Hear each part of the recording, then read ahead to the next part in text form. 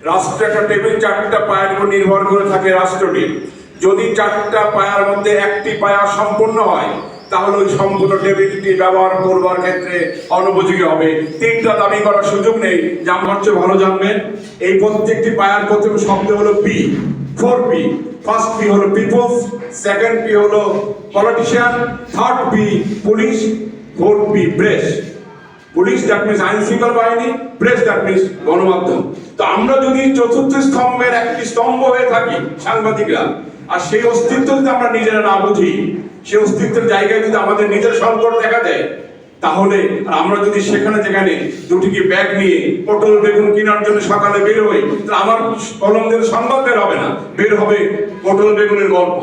তাহলে চতুর্থ স্তম্ভের একটা স্তম্ভের দাবি রেখে, অধিকার রেখে যদি আমরা যথার্থ যেখানে যে যা কিছু ভূমিকা রাখবো, আর আমরা সাংবাদিক, গণমাধ্যম কর্মী, জাতির বিবেক, জাতির দর্পণ, এই কথা বলবার পূর্বে তাকে আগে জানতে হবে যে আমাদের অস্তিত্ব কতখানি।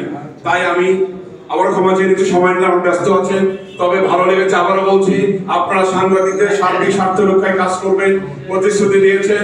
আমার সঞ্চালক বলেছেন সেটা এরকম যে বাংলাদেশ মফস্বল সাংবাদিক ফোরাম কোনো স্থানীয় সংগঠন নয়, এটা সারা বাংলাদেশে যেখানে যে অবস্থায় যে সাংবাদিক থাকুন না কেন, কোন সংগঠনে আছে, কোথায় আছে, সে রাঙামাটি আছে না আপনার খাগড়াছড়ি আছে, সে যদি কোনো কারণ অন্যায় ভাবে সে ক্ষতিগ্রস্ত হয়, এই মফস্বল সাংবাদিক ফোরাম এই মান্দা থেকেও তার প্রতিবাদ করবে। একটি সংগঠন আছে, সেটা বাংলাদেশ মফস্বল সাংবাদিক ফোরাম। তো ধন্যবাদ জানাই সবাইকে। আজকে ব্যস্ততার মাঝে আপনারা সময় দিয়েছেন। আর আজকে এটা কোনো জনসভা নয়, একাধিক অংশগ্রহণের সুযোগ নেই, একটা নির্ধারিত সংখ্যা আছে। এই নির্ধারিত সংখ্যা আপনারা উপস্থিত হয়েছেন, সেদিক থেকেও নওগাঁ জেলা সাংবাদিক ফোরামের পক্ষ থেকে ধন্যবাদ জানাচ্ছি।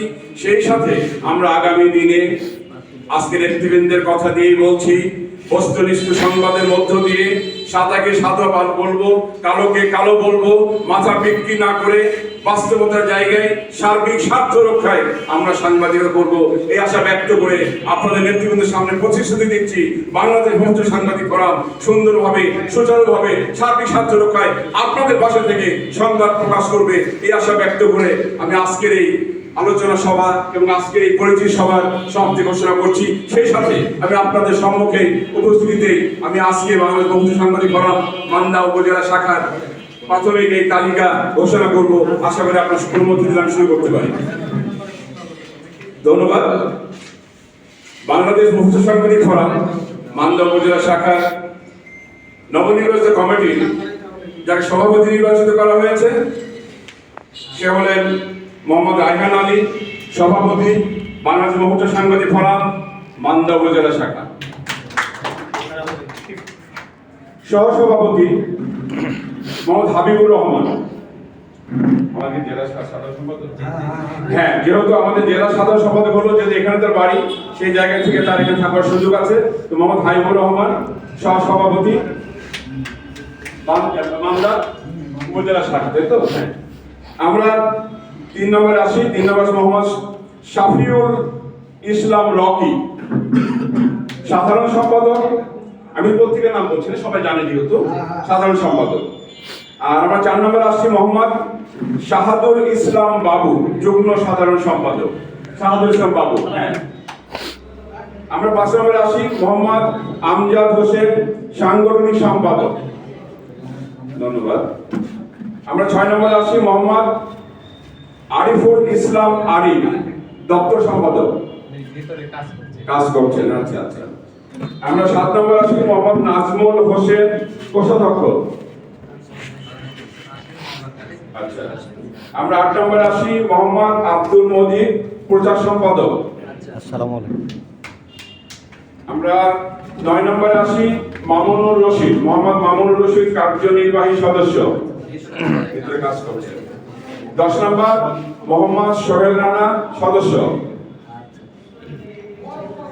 Thank you. 11 নম্বর মোহাম্মদ আব্দুর রব, সদস্য, ভিতরে আছে। তো আমরা আজকে বাংলাদেশ মফস্বল সাংবাদিক ফোরাম মান্দা উপজেলা শাখা 11 সদস্য বিশিষ্ট কমিটি, আজকে আমরা নবনির্বাচিত কমিটির নাম সহ পদ পদবি দিয়ে আপনাদের সম্মুখে উপস্থাপন করলাম, পরিচিতি উত্থাপন করলাম।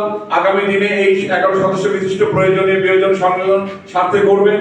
আপনারা আমাদের পাশে উপস্থিত থেকে আজকে জেনে গেলেন